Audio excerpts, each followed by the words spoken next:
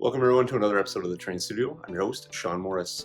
Today in the Terrain Studio, we're going to be doing a little bit of a tutorial. I'm also going to be sharing a photo stream of the Hobbit project. As you can see, it's gone. This is a problem for me. I always have to have something going on here. So I'm going to be talking a little bit about that. I'm also going to give you guys a really quick walkthrough at the start of this video to show you kind of how I've cleaned up the studio and some of the new looks around the studio. So we'll do that first, and then we'll get into the small how-tos. I'm going to break it up into sections. We're going to be doing a little bit about the resin casting, and then how to do water effects on your projects. So let's get at it. All right, so before we get to the tutorial, let's walk through the studio a little bit. Nothing really changed in the film studio over there other than the fact that there's no table currently there, so nothing has been done over there. I focused all my energy, to be honest, on getting the hobby studio up and running, so I'll kind of talk a little bit about what I've done. So I went through the racks, just got some organization done there. If you guys are familiar with this will be kind of a recap, but if you're not and you're new here, I'll just kind of walk you through what I got in the studio. So a lot of flockings, that's like three bottles deep, all kinds of flocking here. It's also double stacked in the back as well. So just a combination of ballast flocks, various other scenery bits. There, got some tools all through the bottom, some bins full of rock molds. That's full of some general studio stuff. Down here, more flocking that are not in containers. Down through the bottom over here, this is cork and bits. This is like found objects, containers, etc. that I just keep for objects in case I want to build something that's pretty unique and obscure looking. Down through the bottom here, I just have all my Proxxon cutting tools, so all the stuff from Shifting Lands. This is just build materials through here. Combination of 3D bits, a big bin of gamer's grass, that's also parts. More tools up there. Through here, wires, various other scenery bits, like some stuff from the lighting kits. This is all large paints, urethanes, stains, etc. That's a bit of rocks that have been precasted. That's more gamer's grass full sheets. Some tree armatures, that is plastic card, and then that's just sheeting material, sandpapers as well. Up here, some models that I am working on, so it's kind of a hold all shelf. This one is normally as well. Up to the top, just all kinds of stuff. Models, 3D prints. Those are the MDF terrain pieces from Nice Dice. Some containers. Former project, big Camino table that needs to be completed at some point. Through here, a lot of auxiliary products. So I'll just kind of do a scan here. You guys know me. I like to use lots of different things, and I'm not necessarily all for one company. So AK, Vallejo, the main ones for sure, but Tamiya as well, Woodland Scenics, all kinds of good stuff. So I really like the paste there. I like some of the scenery pastes here, and of course I'm really big into the Vallejo airbrush products. Adhesives along the back and cans along the front. Again, no specific brand loyalty here, but really like these for the all-purpose cans. These guys are really great for getting your 3D prints up and running. And then over here, obviously, if you're looking for specific colors, so GW's got some stuff. I'm going to slide quickly over here and kill that dehumidifier. Also got an air purifier now in the studio, so just helping me to, prolong my terrain building life. Also really helps keep just the air pure for everybody in my house. Bins and bins and bins, all 3D prints and or cast products. So that's mostly for the tabletop. All the tools and accessories over here, can never go wrong with a lot of tape. So there's a lot of that there. I've just finished going through the racks as well. So color coded everything in numerical order. So that when I'm restocking, it's a lot easier for me. AK pigments and or washes and enamel. Weathering effects over here. I got some Legion going on here, World Championships. Shout out to Oscar and Luke Cook playing the game right now. Pigments through here for Vallejo, and then Vallejo washes, and then obviously model air through. I am pretty loyal to the Vallejo for the air color. In the other paints I'll use a bit of variety, but Vallejo is kind of my main go-to if I were to pick one. So cup of tea as always. Airbrush booth in the middle, Badger airbrush set up here, running the air compressor at the bottom. Nice whisper quiet one. I really do like that one a lot. Through here I got some of the Vallejo Mecha and some of the auxiliary products, putties, varnishes, etc. And then the model color all the way through here. I just got a restock. Apparently I really like neutral gray, because I think I have like 7 bottles of it. So we have that there. Some other auxiliary products here, models in the bottom, sorry, the middle one.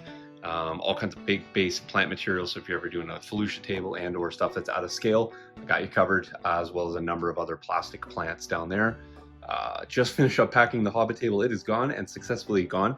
So this is the leftover material there. And then another workstation all the way through here. Shout out to Back to Basics for all of the paint and hobby organization. So there you go. There's the studio in a nutshell. Any questions, of course, pop it in the bottom. Patrons, you'll be able to see this. New patrons, if you have any specific questions that I've answered before, don't be afraid to ask them again. I'm happy to answer them. All right, now let's get to the tabletop and see what we got going on for the tutorial. All right, guys, so it feels good to get back to the traditional how-to tutorial without a build going on right now. I wanted to kind of backtrack through some of that process, through some of those processes, and really kind of walk you through some of the techniques that you might be applying to projects that you have. So I have this in various stages right now, and that's just kind of for the purposes of being able to speed through the tutorial, not covering the steps that you already know, but certainly not precluding you from asking questions if there is something that I don't cover off. So I will be doing this over the course of a few days here in the studio. So of course I'm going to break up some of the filming. Then that's just part of the process. So I'll kind of talk a little bit about that. But what I have set up here is just kind of working through, I'm just going to use this disc as kind of the plinth that we're working from. So imagine this is your tabletop, your piece, your display board, etc. So you want to start with something that's going to be durable, sturdy to the purposes that you need. So whether it's an MDF plate or a plastic card piece or even a full, sheet of plywood, you just want to have something sturdy to work off of, something that you can adhere other things to, specifically foam, Sculptamold, etc. Sometimes you have to rough up the surface, sometimes you don't. In this particular case, I didn't have to rough up any surfaces, but and by that I just mean you can either scratch the surface of your base plate and or what you're going to put on there. So if you're putting on foam, you can always rough up the bottom of the foam. Just gives a little bit of more surface area for adhesion, and then you're going to go ahead and put that on there. So oftentimes you're going to be cutting something square. In this particular case, I was cutting something round to fit to the edges, of my particular base. So I used a plug. It was a little thicker than this, the one that I started with, but for the purposes of the demonstration, it doesn't really matter the thickness. So whether you're using inch, 2-inch, half-inch, or even a 1/4 of an inch here, I want to start with some foam. I really like the foam because it gives me the ability to shape down what it is I'm working on. Once you get it cut to the shape that you want or fit to the edges, then you're going to want to start defining the topography. This is one example here where I've actually just cut down a piece and then beveled the edges. So if I was doing something that I wanted kind of a sloped up edge, I can go ahead and bevel those edges. Here I've also applied some putty. I wanted to show you that, even if you end up cutting something in crude shapes, like really hard edges, you can use a softer material to come back in and then create some gradual slopes. You can mark off your spaces if that really helps you. You can laminate 2 pieces of foam together. If you can cut it all in one piece, you can certainly do that as well. So once you have that sort of cut, this is the foam putty here. So if you're not familiar, I'll actually pop the product next to the image here. I don't have it at hand, but this is the foam putty. Woodland Scenics makes the best one that I've seen, but there is some off-brands that you can use as well. And then you'll notice here that I was using a piece of foam, and this particular piece of foam had some holes and gouges in it. That foam putty goes right over top and gives you a really smooth finish. So it actually can fill in any gaps, gouges, etc., which is a really unique. A lot of people don't know that. They think like kind of if they damage foam, it's kind of, it's all over. In fact, you can even rebuild hard corners with this stuff. So this stuff, when it's on there, it's harder than the original foam, but actually still has some press, some flexibility to it, and everything kind of goes over it. You can paint it, you can glue to it. It's really, really sharp material to work with. So I guess sharp in the sense that it's really versatile. So once you have your sort of shape attached to your base plate, then you're going to want to apply your Sculptamold. And I've talked about Sculptamold a lot of times, so I'm not going to walk you through the processes of putting Sculptamold on, but I just wanted to kind of show you, I did work with a little bit of a thicker plinth here, and then I've also built up through this with the Sculptamold on here. So I just went ahead and glued down my piece. I started with a round disc like this, and then what I ended up doing is just kind of cutting it near through the middle, and then I used my material to slope up and give me a really steep edge. And we're going to do a water effect here, so I wanted to have a little bit of a graduation through here, and I wanted to have a little bit of a graduation through this material, and that would allow us to do some water effect here, and then some shore effects here, and then getting into the ground cover. And you'll see that I made the ground cover quite rough and built up quite a few bumps. I did all that with the Sculptamold. Again, you could do that with your foam if you really knew where your bumps and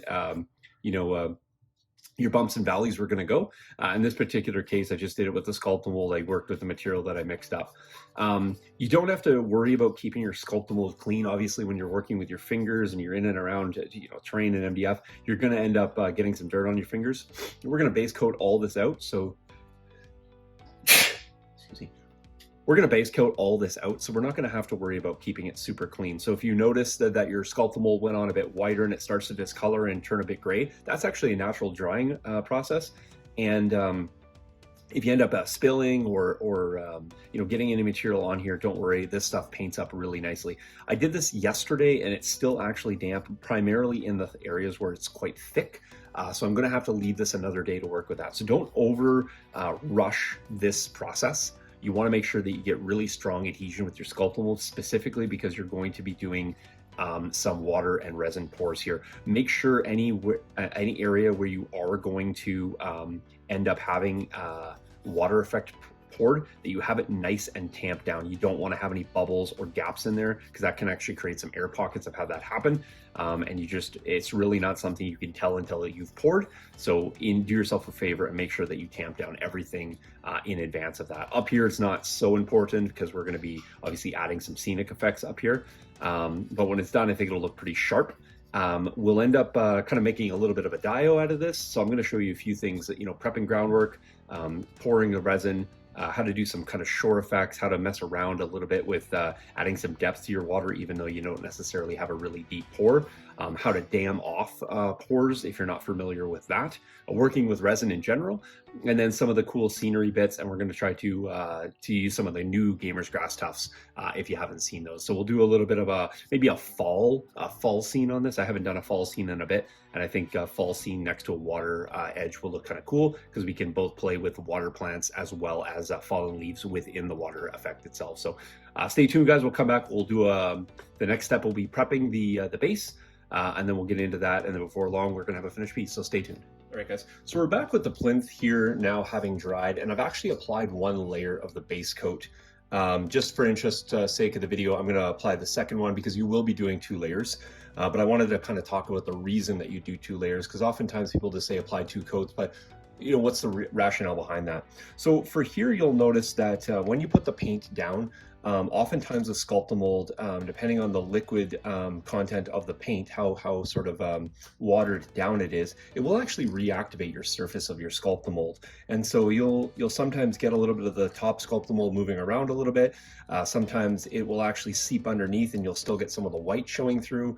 So just for the purposes of this, I want to make sure that I get 2 solid coats on here. It's just going to give me a nice working platform. Additionally, we're going to go back and probably put some texturized paint up here. We're going to be probably doing some ballasts through the water's edge, and then we're going to be doing some airbrushing through the actual water itself, just to give some illusions of depth. But all the same, you want to have a good base layer that you're working from, because then every paint layer that you put on top, you have a really consistent base that you're applying that to.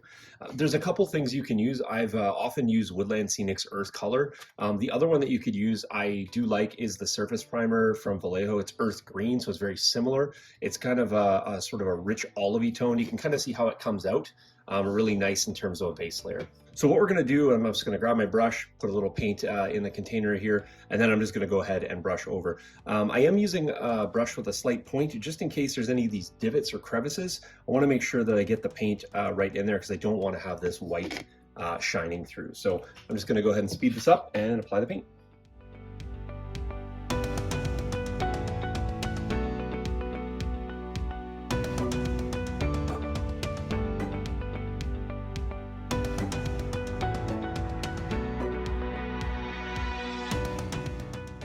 All right, guys, welcome back. We're going to now just go to the next stages of this. And so we have the base color all dry. You can see we've taken care of all that white that was shining through.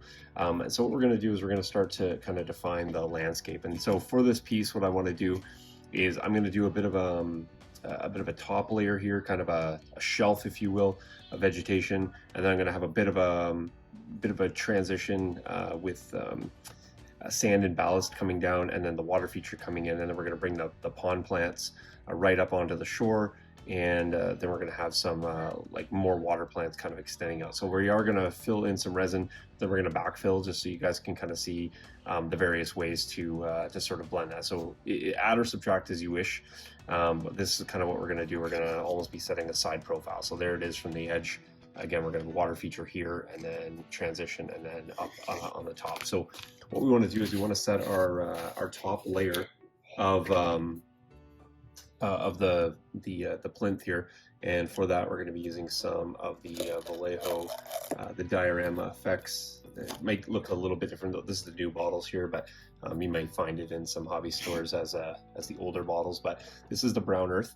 But what I want to talk about with this brown earth, so it's, if you've never seen it before, it's fairly thin. It's got a little bit of grit to it.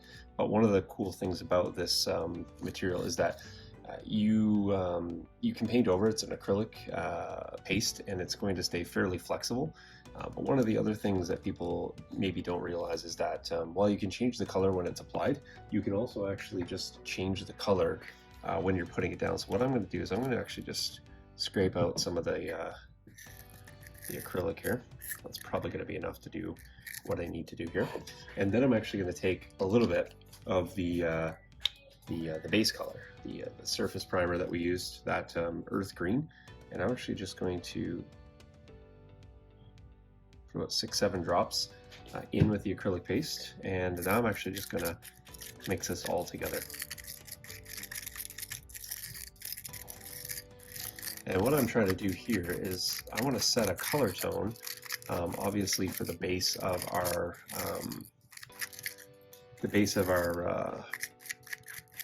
plinth, but I want to have the color, I'm going to put a bit more in, I want to have the color a little bit closer to the, probably 10 drops there, I guess I needed a bit more.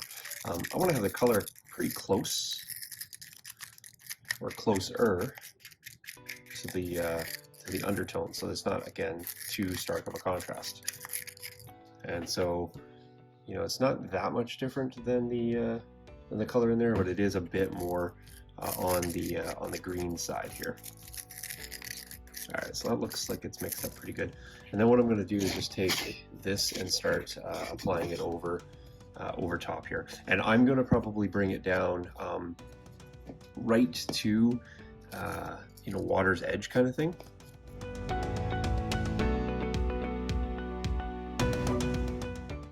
All right, so now that I have this laid down, I'm actually going to take a brush and I'm going to come in, and I'm just going to start cleaning up a little bit of the material here. Just going to brush a little bit onto the back side and kind of tamp that over. And then what I'm going to do after I get this kind of all tamped in place is I'm going to leave it for probably about 20 minutes or so. It will surface dry, and then I'm going to come in with a makeup sponge or some open cell foam from Miniature Packing, etc. So whatever you can find some foam in. And I'm just going to give it a tamp over the top, and that's going to really set in a nice texturized tone. It's going to knock down some of these valleys that I've put here on the top. I am going to kind of smooth some of those over, but anywhere where it's thick, and I actually laid this on decently thick. So it's again, side profile there, kind of the water line, and then the texturized paste over the top. And we're going to come back in and we're going to tone some of this down with ballast as well. So we're going to kind of bring that in, and so we're going to have the ballast slash the tall grasses. So we're going to kind of do sort of tall vegetation up here, sort of land-based vegetation, and then we're going to come through here with the acrylic, the resin, and then we're going to end up having some transitional plants, and then we're going to lay in some kind of water plants, etc., and extend that right out. I actually got a little bit of acrylic in there, but it doesn't really matter because we're going to actually airbrush that over, and we're actually going to bring our airbrushing right up into the paste itself. So we're going to go ahead and let that set aside for about 20 minutes. Then I'm going to take my foam and then just smash it over to give it more of this feathered tone here. And then after that, we're going to leave it set up probably about, maybe I'd say a solid 6 to 8 hours. Before we're going to come in and start doing much past that. So this does take a little bit. That's why I'm kind of filming over a few days here. But once we get that sort of set in, then it's going to be back to the airbrush, and then we're going to then pour the resin, let that cure obviously 24 hours, and then we're going to come in with the vegetation. Vegetation will be kind of a process we can do all together. So anytime you're kind of prepping any water features, and you'll notice from the Hobbiton project that I did, I actually left all the resin work until the end. Just because it is a bit of a time-consuming process, and when you're doing it, you really can't disturb too much more of your build. So we'll go ahead and set this aside, come back in and look at the next step. But you'll notice here what I'm doing is I'm actually just feathering out sort of my darkest edge here. And for this, I'm using, and I'll put this in the side notes here, Olive Gray by Vallejo, again, a model air color here. The olive gray is a pretty deep tone, almost a brown in nature, but you'll notice when it goes on, it has a really, it still has a green tinge to it, although it does have a nice offset to the brown shoreline here. The next up after that, what I've done is, and I typically will just leave this in the pot. So if you are doing mixed colors and you have to come back to a project over and over or over a series of days, I don't necessarily recommend doing this method of mixing. However, if you're doing a small plinth like this, you can kind of do this on the fly, and that's exactly what I'm doing here. So the next one that I mixed in is called Armor Green, again, a Vallejo model air color. And typically what I'll do is I'll just dump out most of the previous color, in that case the olive gray, and then I go ahead and add in the Armor Green, and then I just start kind of working along here. You'll see mostly my hand, obviously, because I'm in front of the camera, but I wanted to kind of show this for the purposes of, you can see the height that I'm working at. You don't really want to be very close to your surface here, because you are trying to create a feather gradient. So it's really important that you have some distance, and this is what I talked about, that overspray up onto the shoreline. You have to be okay with that. As I'm working through the colors, again, what I do is end up dumping out the remaining balance of what I have in there, and I went then back to the surface primer, that earth green tone. Using the earth green tone, I knew that my established shoreline was already that color, and so I knew that if I worked my way from that color kind of towards that color, I knew that I would have a very nice gradient. So you can see here, I'm actually working back a little bit and actually back shading, moving a little further each time as I get away to really kind of create that line along the shore. And you have to be okay with that line along the shore. You have to imagine for a second that you will have some encroachment of your resin and or water effect. You know, in the end, it's supposed to look like water. So having a bit of a green tinge or tone along the shoreline is actually going to lend to the overall look. It's again important here that you work from your darkest gradient forward, and in fact, as I was working through this, I decided that I was going to kind of go back and make it a little deeper than I initially had started. So I kind of just work my way back through with those three greens. This is effectively the same as wet blending, so you can work rather quickly with this if you are going to create a sort of color gradient. Like I said, if you're going to do this over a series of days, you're probably going to want to use colors that are a bit more distinct or right out of the bottle. So no matter what method you use, just kind of keep in mind that you want to kind of pick some complementary colors, and you want to bring this from, in this case, a deeper color right up to a light color. This is why I work with my established tone to start, so that I know when I get to the shore, I should have a color that's pretty close to the color I've already laid down. In some cases, it's exactly the color that I've laid down. So that's been the process here through working in the with the airbrush. Again, you don't have to have a really fine airbrush for this. You know, versatility is fine. And in fact, if you had to do this with rattle cans, you could probably do the same thing. You'd have a little less control in terms of your overall features. So again, if you're going to do this, probably skip putting down your scenic elements until after you've established the color gradient. You can certainly do your resin later, but you don't want to have too much overspray on things that are not looking to you know, have this paint sprayed on them. So it's fairly simplistic.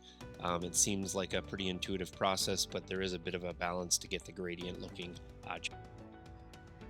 All right, guys, so you saw in the last one, I just sort of had to do a voiceover there with the airbrushing in. So in between the colors, the airbrushes wanted to not cooperate, so it wasn't as fluid as I would have liked. But we are putting in kind of a transitional gradient here from the green in through this light green here, this earthy tone.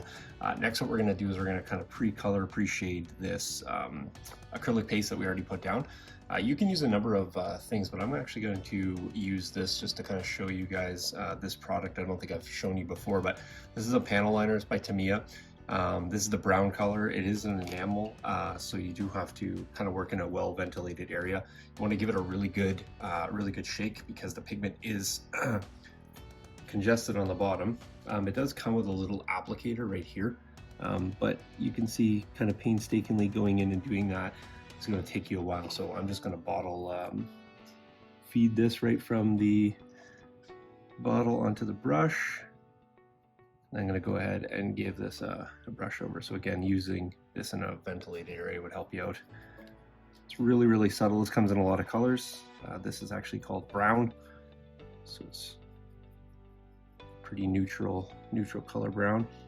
With the airbrushing, there's a little bit of overspray here from the earth tones right up into the bank. Not concerned with that at all. In fact, it's only going to lend to the transitional gradient here. You can imagine, you know, getting some pond scum, etc., creeping onto the surface of the land here. So I'm just going to go ahead and brush that. Try to keep my hands out of the way as much as possible.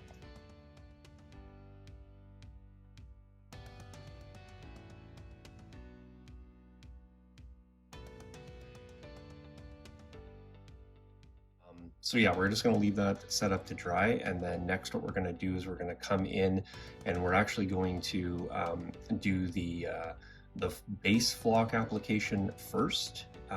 Then we're going to do the resin pour, and then we're going to do all the tufts at the same time. The reason that we don't want to do the resin pour before we do the flocking is we don't want to get any of the flocking pieces onto the resin surface. We try to keep it as clean as possible.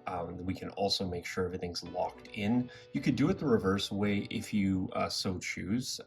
So it's really kind of up to you how you want to do that application. If you think it's more conducive to do your resin first, the bottom line is that you really just want to make sure that this layer stays really, really clean and debris free. And then likewise, when your resin go down, you want to make sure while it's drying, it also remains debris free. So what I like to do is I actually like to get my flocking down, and then I like to go through and brush everything off to make sure it's really, really clean. No gravel, no bits, no anything on it that's gonna, you know, kind of create a little bit of an issue with the resin or under the resin.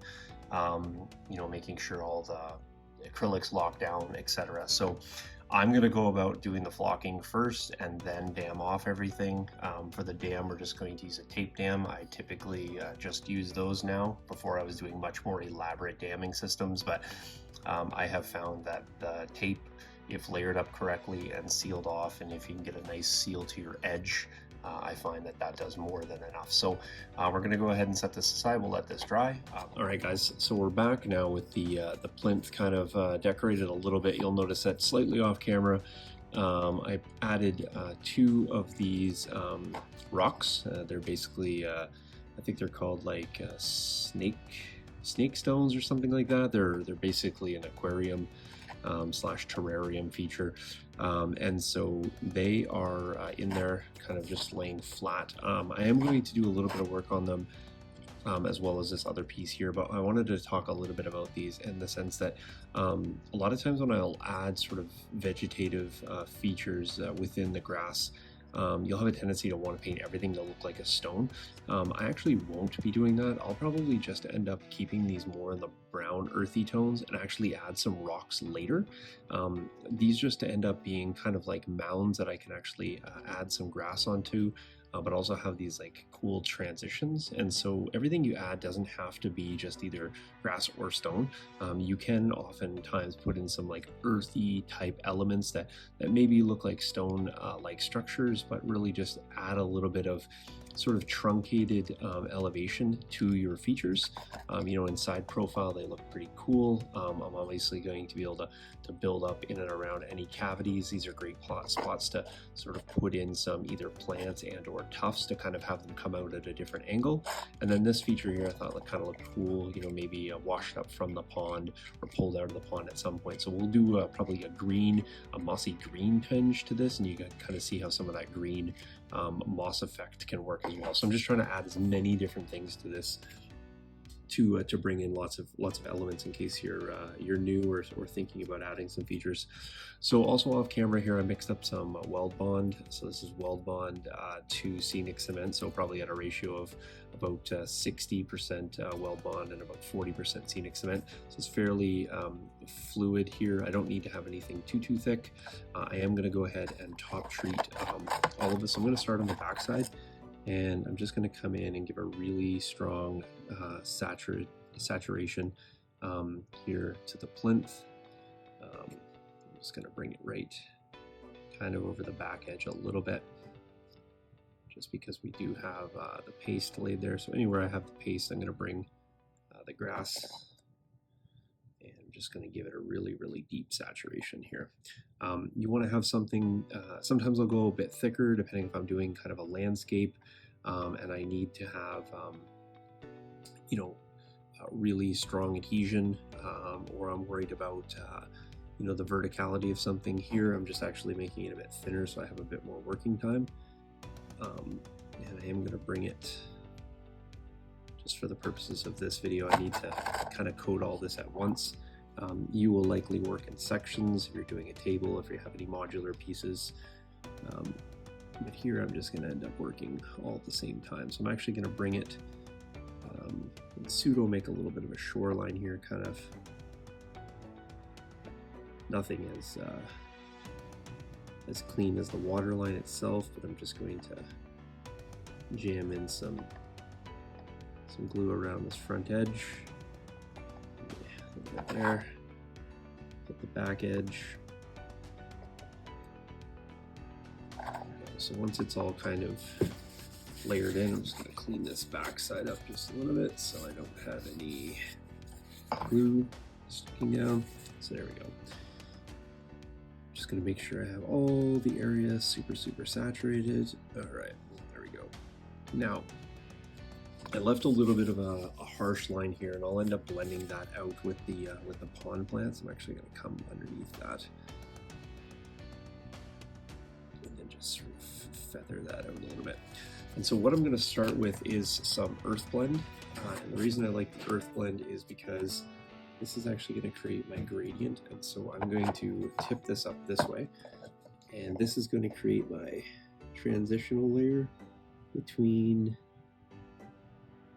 and I know my hand's going to be right in the way doing that. This is going to create my transitional layer.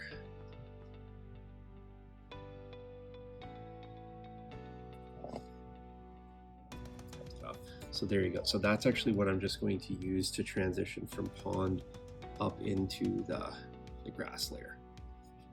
Now, what I'm going to end up doing here as well is I'm going to come back right now and saturate just over the forefront of that. There.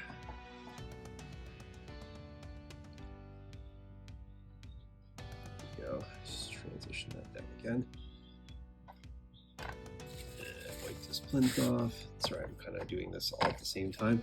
And now what I'm going to do is come back in and just feather out just a touch more, just to re-clean that line up. There we go. And that then tells me it's time for the actual color. So for this, I'm just using a house blend here. So this has several types of flockings, as well as 2 types of static grass, and it's a really, really vibrant and fairly lush looking grass mixture.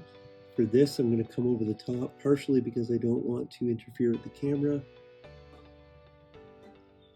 and I'm just going to give it just a strong sprinkle.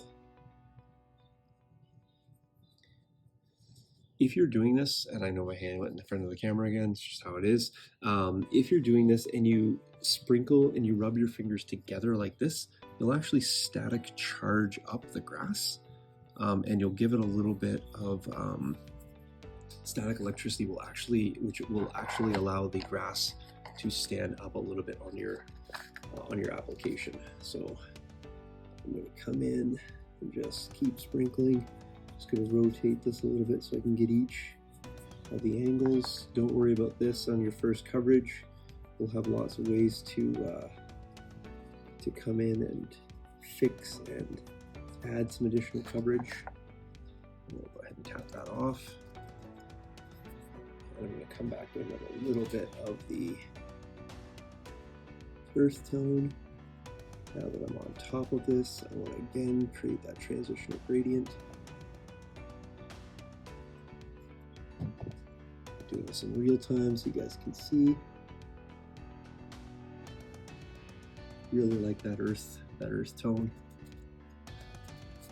And you can see I heavily applied it, but it actually doesn't end up being that thick in the application. Now time to come back in with some more green. Keep in mind, if you are blending it like I am here, this blend is going to be different than both your base blends. So you might want to keep that kind of separate. You don't want to put that back into any one container because it will be slightly different. Okay, there we go. Now it's going to look a little bit lighter than it's going to be because it has the weld bond glue still drying underneath there. But that's effectively the layer that we've just cleaned up. Now, the transitional layer that we made right here, this sort of like pond-like layer, the reason that we want to have, or the layer next to the pond, the reason that we want to have that is we're going to bring up our resin, and we're going to bring our resin up really, really close to that. But when we bring up our resin, the reason that we don't want to have too much really, really close is because the resin will actually start to wick into our material.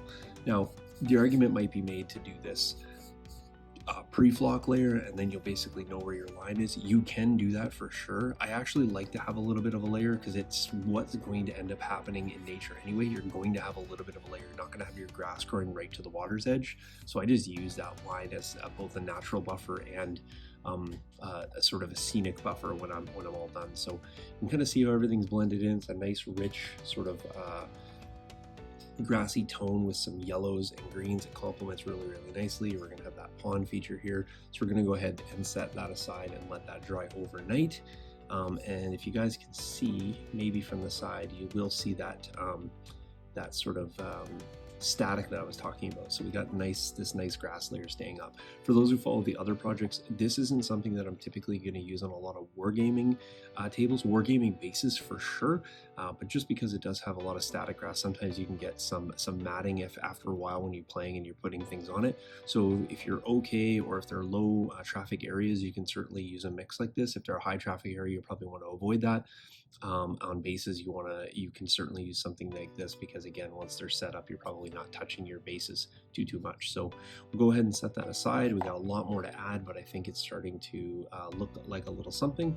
I'm going to go ahead and clean up and then hit you guys back in the morning. We'll do the resin pour right away, and when that is sort of setting up and drying, we'll start to set in a few of the features, and then we'll leave everything aside and we'll come back and clean it up and should have the video up in the next day or so. So stay tuned, guys.